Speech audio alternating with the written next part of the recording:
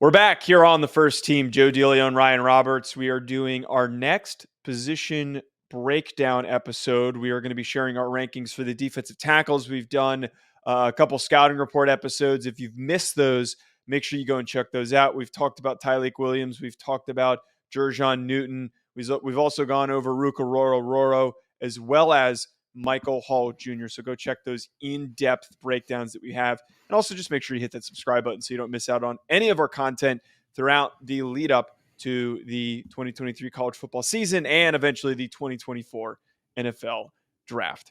Ryan, I have to say, I want to talk about this just really quick before we get into the rankings. My expectations on the defensive tackle class weren't high because of what you had told me, but here's my thought on how I think this grouping looks. Okay. I don't think there is anywhere near a premier defensive tackle prospect at all. I don't think there is a blue chipper that is going to be a top 10 pick. That's not going to be the case. But I think there is actually some pretty good day two depth. I think there's some quality guys that fit on day two, and then it kind of falls off of a little bit of a cliff. And there's not really much after that outside of that. But I found myself giving a lot of top 100 grades. I have a lot of guys that have top 100 grades that would go somewhere on day two. I don't know about you. Is it kind of the same? Yeah, no, it's similar. It's similar because I'm just looking at my list now of guys that I've watched. I think I've watched a total of 13, it looks like, defensive tackles so far that are draft eligible for 2024. And I mean, my initial impression on it, Joe, was the same because I think that your initial impulse on a class is always, is there any blue chippers, right? To your point, is there any guys that are going to be easy first round conversation? Are there guys that could be potential rise in the early first round? And of course, every single year, somebody comes to the forefront. I mean, we forget just 3-4 years ago now, no one knew who Quinnen Williams was in the preseason. No one knew who Quinnen Williams was. And then obviously he becomes a top 5 NFL draft pick. So things happen. But to your point of what we know now, the landscape, I think that there's a decent amount of depth. The one thing I do like about this class, there's a lot of size. I mean, we've talked about guys this week where I'm just like, Tyleik Williams is a guy that's bigger. Dante Corleone's a bigger dude. We got Tavondre Sweat out of Texas, who's a massive kid. Keith Randolph from Illinois is a huge dude. Like, there is a lot of quality size in this class. And then we have the versatile movers, the Johnny Newtons of the world, and the Ruka Rororos of the world, guys that are more one-gap players compared to two-gap. But I really think that it's going to end up being a better class than I initially thought. I would agree with you on that one. Before we continue on with this video, I just want to tell you folks about an exciting new partnership that we have with this channel with Underdog Fantasy. Ever since I joined, I've been having so much fun. There are so many different exciting games that make watching games during the offseason more exciting. I'm not the biggest basketball fan, but it has made it way more entertaining since I found Underdog Fantasy. And my favorite game to play so far, which I think you should try out, is Pick'em. It is so easy to play. Just pick higher or lower on your favorite player's stats, and you can win up to 20 times your money in a single night. Underdog keeps it simple with their easy-to-use website and mobile apps. Pick between 2 and 5 players to fill out your pick'em slip, get every pick right, and take home some cold hard cash. Use code HACK, H-A-C-K, HACK, like the name of this channel. Use code HACK to get your first deposit doubled up to $100 by Underdog. Go sign up. You won't regret it. You're going to have a blast. Check out Underdog Fantasy. I also want to tell you folks about our other recurring sponsor that we have on this channel, that being BetOnline, betonline.ag, which has all the updated odds, news, and anything for sports betting. It's my go-to source for when I want to be betting specifically on games. I love betting on college basketball or the NBA, especially, again, during the offseason. Always looking for more fun ways to be focused in on some of these other sports. It's betonline.ag and use promo code BELIEVE50. It's promo code BELIEVE50 to get 50% welcome bonus on your first deposit. BetOnline, where the game starts. So I'm going to kick us off with my number 5 player that I have in my top 5, that being Leonard Taylor from Miami. He actually kind of snuck up on me making his way onto my list. I thought that he didn't make it on there, but it's pretty, kind of funny that it ended up working out that way. But Leonard Taylor, who's somebody who I tweeted about, and I was just really, really excited after I saw some glimpses of him in a couple of plays. I don't think that he is anywhere near a finished product. He's a former 5-star recruit and just a really, really explosive athlete. Yeah. As a pass rusher, I think he might be one of the best pass rushing defensive tackles, if not the best pass rushing. Actually, I'm going to go as far as to say that. Leonard Taylor is the best pass rushing defensive tackle in this class. I think he's got great hands. I think he's very, very quick. His hand usage is that of a pass rusher. And I almost wonder if he's better suited to play a little bit more of an outside role. He's definitely going to be better off playing as a 3 tech the way that he was able to produce as a pass rusher. I think that he's also one of those players who statistically is not fully quantified because he's not getting a ton of sack production, but he has a lot of pressures. He gets into a lot of quarterbacks' faces. You leave him one-on-one with a guard, and it is going to lead to hell for your offensive line. But I think that there are often times where he disappears on rushing plays, and he just needs to be more consistent. He needs to anchor a little bit better. He needs to hold his ground a little bit better. I think that if you can tap into that pass rush potential, the guy could be just so explosive as an interior rusher. He's very interesting because obviously we're not discovering a player here, right? He's a former 5-star recruit out of Miami Palmetto. So like everyone knew who Leonard Taylor was coming out of high school. And obviously it was a big victory for Miami to keep into their class, only a couple seasons now is he a redshirt sophomore or is he a true junior this year? I don't know if he played a lot. Something along those lines. He's a young player, very young player. I think he played in 9 games as a true freshman. Obviously, he was an all-ACC honorable mention last year. So he will be a true junior. 6'3", 305 pounds. Joe, I think we see the athlete very similarly. I think that he is very quick. I think he's incredibly nimble. I actually think he's really flexible. I agree that there is pass rush upside, and I think there's just penetration upside. My thing with him, I don't love the frame, man. He's listed at 6'3", 305, and I just don't see that frame, man. Like, I don't. He looks very, very skinny from a torso perspective, from a lower body perspective. I just don't know if he's ever going to be plus in the run-stopping perspective. So he might just be a situational interior rusher, which that's not a problem. But I feel like, and I don't think you did this, but I think some people are going to do this because you only had him at number 5. So it's not like you're saying this is number DT1. I think some people are after this preseason are going to watch some of his flashes and be like, that kid's going to go in the first round. And he's a top 20 pick. And I'm just like, guys, I don't know if we have an all around football player right now. I think we just have a really toolsy, undersized defensive tackle right now, which is my only pushback. But I see the appeal. I just want to see what his body looks like this year. If he's bulked up a little bit and he's a legitimate 305 and he looks a lot stronger in the torso, like, okay, maybe we can work with this, but I'm just struggling with him a little bit. Who's your number 5? Well, my transition was like going to be, speaking of struggling, Joe, it's a guy that I struggled with a little bit. Tyleik Williams, number 5 out of Ohio State. I really like Tyleik. So Tyleik, do not come in the chat and then come at us right now, okay? Stop. I'm just kidding. He wasn't mean or anything. I know. I think he was just bored and he was trying to have some fun. I got a laugh out of the experience of him joining the show. I thought it was very funny, the timing of when he joined it, but continue. If anybody ever follows me on Twitter, you know that you only take me seriously about 3% of the time. So it was just poking a little bit of fun, Tyleik. I think you're a really talented football player. Things I talked about on the show this week, though, 6'3", 320 pounds. I think he's incredibly explosive, quick. I think he moves really well for his size. He's got a really strong lower half. I think that he can work at the point of attack. I think he can rush. Just doesn't play enough, man. Like, he just doesn't. And I've heard some conditioning concerns that are kind of associated with him. I hope, because there's a reality where Tyleik Williams is a top 2 to 3 defensive tackle in the 2024 NFL draft when time is done. But I think that we need to see a lot more of him in 2023. We need to see a more consistent version of himself. If we do, I think that he could be a big riser. I'm just a little bit worried about the conditioning stuff right now with Tyleik. Right. I have him placed at number 4 for me. Nice. And as I said in response to Tyleik when he joined the Hack City live stream, I was really optimistic on him, and I really do see the potential there for him. And we even said as far as, and I titled the video that he has first round potential. I mean, for me, the only knock that I have is we didn't get to see him play enough. And it's just, there were a lot of guys ahead of him. And I'm really excited to see what happens for him when he gets on the field more and he gets rotated in more frequently. And it's him and Michael Hall Jr.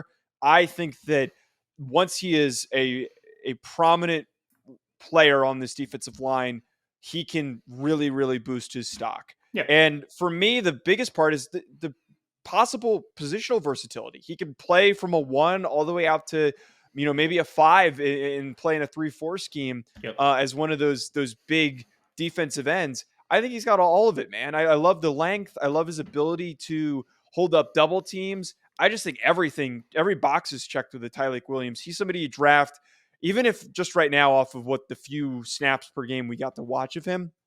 I think he's somebody you draft in the second or third round, end of the second, early third round. And you just plug and play and you let him go to work. I don't know why I got some like Dalvin Tomlinson vibes. Is that a bit of a reach? I'd say Jonathan Hankins, but I could see Tomlinson. Yeah, I could see it. I could see it. I think both those are good. Who's your number 4? A player that I know you're not as high on unless you went back and watched a certain game that I told you to, and it's Dante Corleone out of Cincinnati, man. I really like Dante. I think that it's interesting because my first 2 guys here, number 5 and number 4, are both similarly sized guys. One's 6'3", 320 listed. The other one is 6'2", 320 listed in Dante Corleone.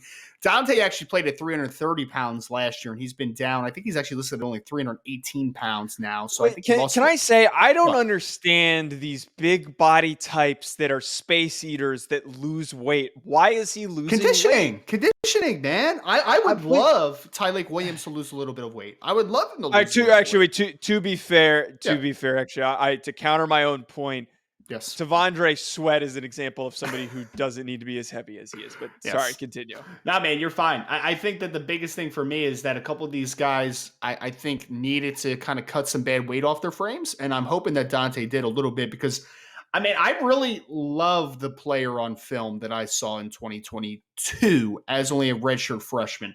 He has a wide frame, and he does the traditional stuff. He's going to be a 0-1 tech early on in his NFL career. And I think that he does a great job of the baseline stuff, man, being able to anchor at the point of attack, hand combat. And he's got that really good variable of, and I would compare him a little bit to, he's a little bit shorter, but I would compare him a little bit to DJ Reader that plays with the Cincinnati Bengals, who is quietly one of the best defensive tackles in the NFL.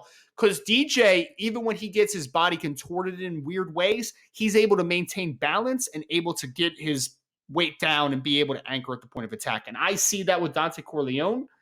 And when you turn on games like Indiana, for instance, you see some pocket pushing ability. It's not finesse. It is pure brute strength. A guy that is just going to work with his power at the point of attack, establish initial leverage, and then be able to walk the opposing offensive lineman back. So I think that he's a power plug, but I think he's pretty explosive in tight quarters. I wouldn't say quick. I would say explosive. A guy that is very linear, but I really like Dante Corleone. I think that we saw a lot of the great things in Cincinnati this first year. He has now switched his number, Joe. He's no longer number 58. He's wearing number 2. And you know how I feel about single-digit numbers playing nose tackle. It's absolutely fantastic. I think this kid has the potential. I know you're going to hate this, but I think he's a top 100 pick when it's all said and done. I really do. I love Dante Corleone out of Cincinnati. Now, despite me and him sharing half of a last name, I thought he was fine. I thought that he was a quality football player. He came in at number 7 for me. I saw all of what you're talking about, where just stupid power, just really strong. 7's not as bad as I thought it was going to be, man. I thought you were I'm not low. Number 10 or something on my list. I'm not low on him, but when we were talking about him the other day, it seemed like you were. I actually thought you were going to be higher on him. I thought that he was going to come in at like number 2 for you. So he almost came in at 3 for me. There was a nice battle because you'll hear my number 3. My number 3 is a very different football player, very different, which is going to be a fun conversation. Well, let me ask you, Joe. Did you go back and watch Indiana? Did you watch it?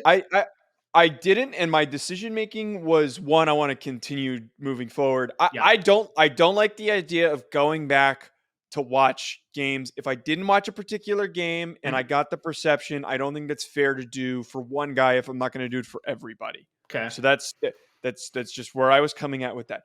But I see everything you're talking about. Stupid power. He is you're talking about driving guys back. He is one of those immovable space eaters. Yep. But here is my thing. I am trying to grow as an evaluator, as an analyst. Yes. And I was burned last summer by Siaki Ika.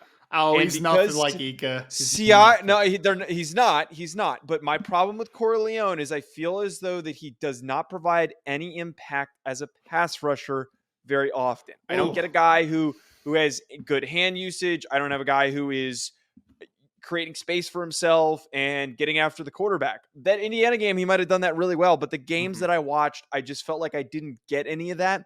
So then, therefore, if I'm drafting him purely off of being a run defender and I'm afraid and wary of getting him on the field on third downs, I can't justify putting him in my top 5.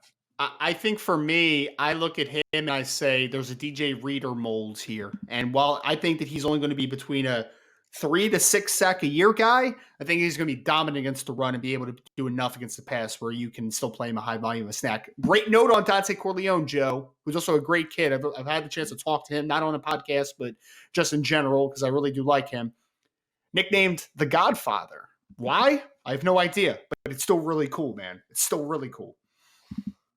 I'm sure it's something to do with his last name. My number 3. We're back on me here. My number 3. Yes. I have Roro from Clemson. Okay. I feel as Rook Roro is just a very high upside player. He fits the description, as we spoke about on the last show that we did, fits the description of a Clemson defensive lineman, a guy who's just built perfectly. He's in really good shape. He is not your typical interior defensive lineman. He's a rocked up 295, which is scary for any interior defensive lineman. Yes. I just think that some of my pause for him, why I can't push him up higher and say that this is the next first round pick for a Clemson defender, is just the inability to get off of blockers. I feel like he's one of those dudes who just is so physically gifted and just starts beating up on offensive linemen and then doesn't find the football.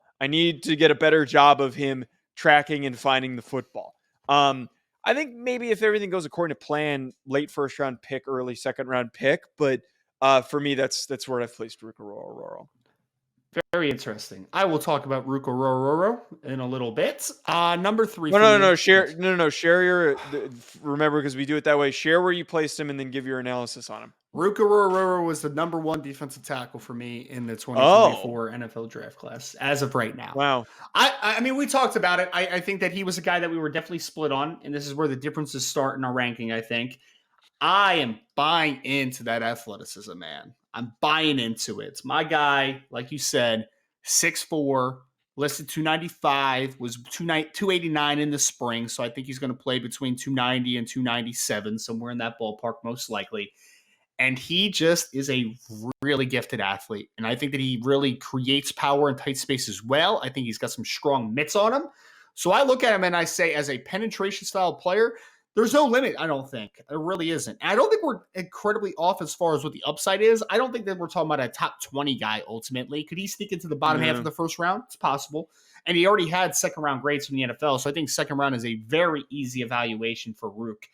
I just am buying a little bit more to the athleticism and the upside. I don't think he has a ton of plan to his game right now, but I also think that there is some things that you have to consider there, right? Like he's been playing with Brian Bresee and Tyler Davis in a very crowded defensive line room. Like it's not like he's had just a countless amount of snaps the last few years to really develop into that type of football player.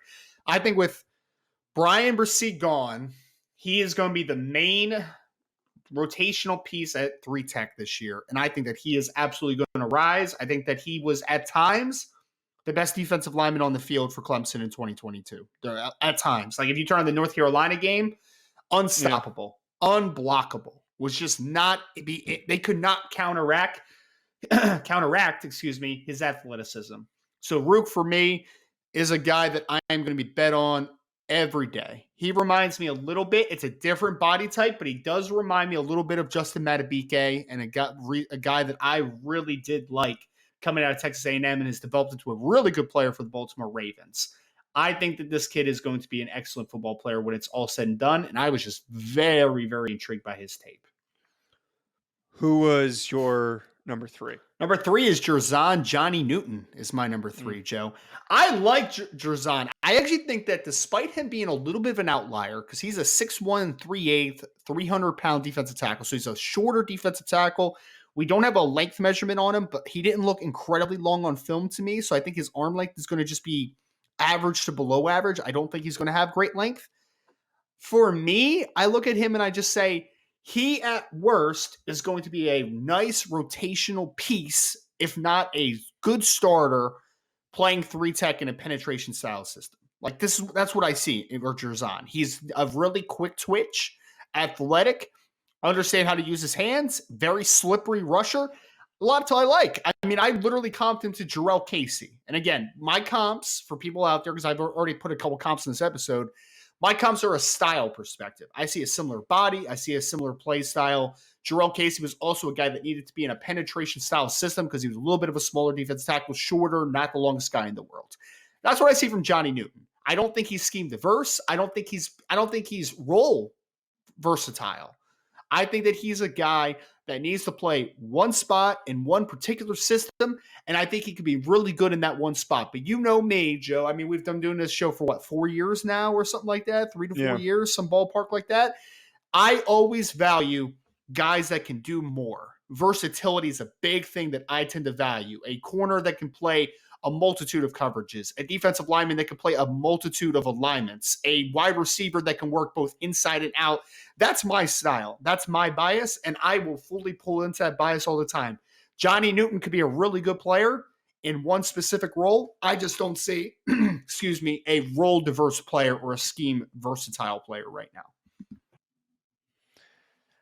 I'm a lot higher on Jer'Zhan Newton, as we've kind of come to find out. I am, for some reason, in love with these stumpier, shorter defensive linemen. I can't explain it. He is number one for me. Oh. I think that this is an every down player. I think that he is scheme specific because you really can only use him as a 3-tech and a 4-3 scheme. But yes, he is problematic because he's so low to the ground. He is so powerful and strong. And he's also quick. Like I think that bundling of things just makes him so hard to keep up with because he's so low to the ground. And he is one of those guys that plays with such low leverage that offensive linemen cannot get underneath him.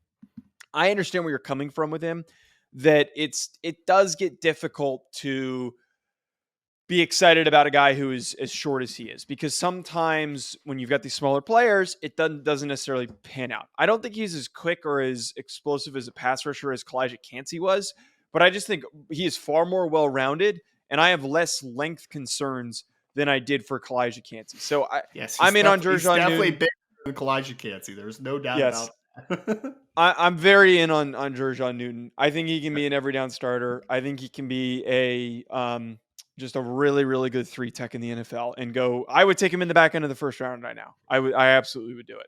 Second round player to me. I would take him firmly in the second round, and I would be completely okay with him. Again, I like the football player. I just don't tend to value guys where I think they're a little bit role and scheme specific. Like that's just kind of where I am with it. So we've each shared our 1 and our 3. I have no idea who your 2 is. I have no idea because I know it's not going to be the same as mine. There's no way. I'll give it. My number 2 is Keith Randolph from Illinois. Yeah, we did it. Same guy. We did it again. Nice. Here's quick thoughts on Keith Randolph. I don't know why, but I knew that was coming. Big, massive guy, massive frame, but he doesn't just play like a big bodied space eater. Like you kind of would expect that. He can move. And I have confidence that he can play multiple roles on a 3-4 or a 4-3 front. He's not somebody who I feel is pigeonholed to a specific scheme or role on either of those schemes. For me, though, what's great is just his acceleration. I think he accelerates so well. And his length, he's not like an overtly powerful guy. He's not like an overwhelmingly strong player like a Keanu Benton. He is somebody who's just so much longer than everybody that it is hard to get inside on him, and it's hard to drive him off the ball. I love what he does. And the last piece here, I think that he tracks the football down better than any of these guys. Maybe Jer'Zhan Newton a little bit better than him, but he navigates traffic well. He plays down the line of scrimmage well. He knows how to just take advantage of, like, let's see where everyone's flowing. Let's see where the football's flowing. And then I'm going to make a play on the football at the line of scrimmage. dude's a playmaker. He's disruptive. There Yeah. aren't a lot of disruptive guys in this ranking. He and Jer'Zhan Newton are the two disruptive guys, and I would take them pretty early on in the second round.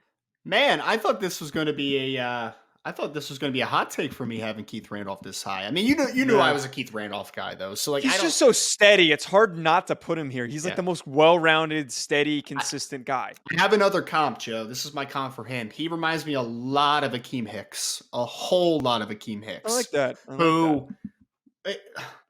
The reason that I love Keith so much, and we have verified on him 6'3" and a quarter, so over 6'3", only 297 pounds in the spring, which I thought was kind of interesting because he looked packed to me, man. Like if you would have told me he was 310, 315, I'd be like, yeah, it looks like it. Like, but I think the key things that you hit on, Joe, long as heck. And he has a great ability of gaining extension in the run game, and you just can't get in on his body. Like you just can't get in on him. And he can anchor. And I think that he can really play outside of his frame, which is fantastic.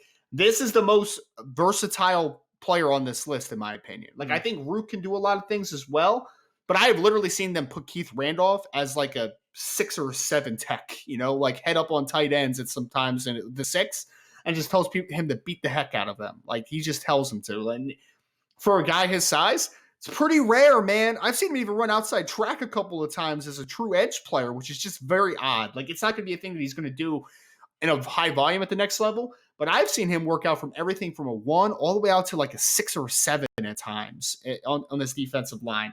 I think that he is good for multiple spots. I think he's a really gifted athlete.